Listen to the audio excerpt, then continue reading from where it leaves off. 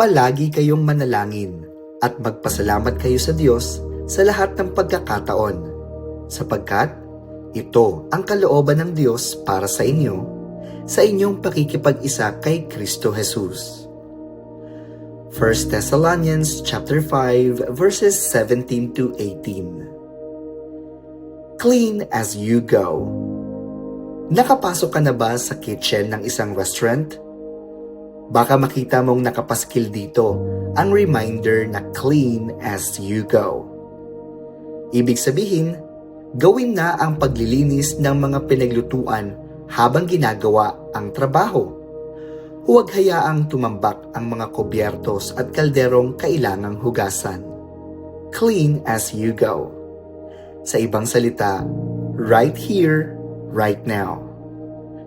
Maaaring i-apply ang principle na ito sa prayer. Pray as you go. Ibig sabihin, hindi mo kailangang maghintay ng 3 o'clock o 6 o'clock o bago matulog para mag-pray. Hindi mo kailangang magpunta sa chapel o magkulong sa kwarto. Kahit anong oras, kahit saang lugar, pwede kang mag-pray. Ano man ang ginagawa mo, you can pause and pray. Paano ba palaging manalangin? Here are some suggestions. Pagising sa umaga, magpasalamat ka agad sa Lord for a brand new day. Take time to read your Bible at humingi ng gabay sa Diyos para sa mga gawain sa buong araw. Bago mag-breakfast, magpasalamat sa pagkaing nakahain sa mesa. Bago umalis ng bahay, ipag-pray ang buong pamilya for protection and provision.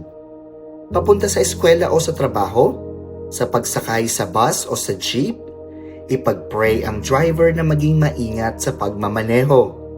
Ipag-pray ang mga pasahero na makilala nila si Jesus Christ as their Lord and Savior.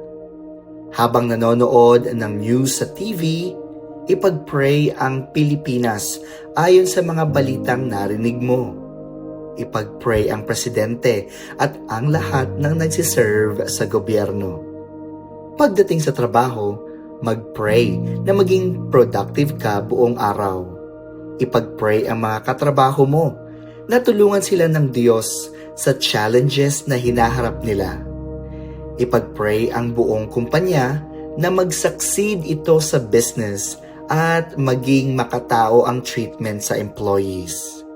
Na maging asset ito sa bayan. Simula pa lang ng araw, ang dami mo nang maipapag-pray. If you keep your eyes open throughout the day, you can really pray as you go. Napakarami mong maipagpapasalamat sa Lord. And when you are sensitive to others, marami silang needs na mailalapit mo sa Diyos.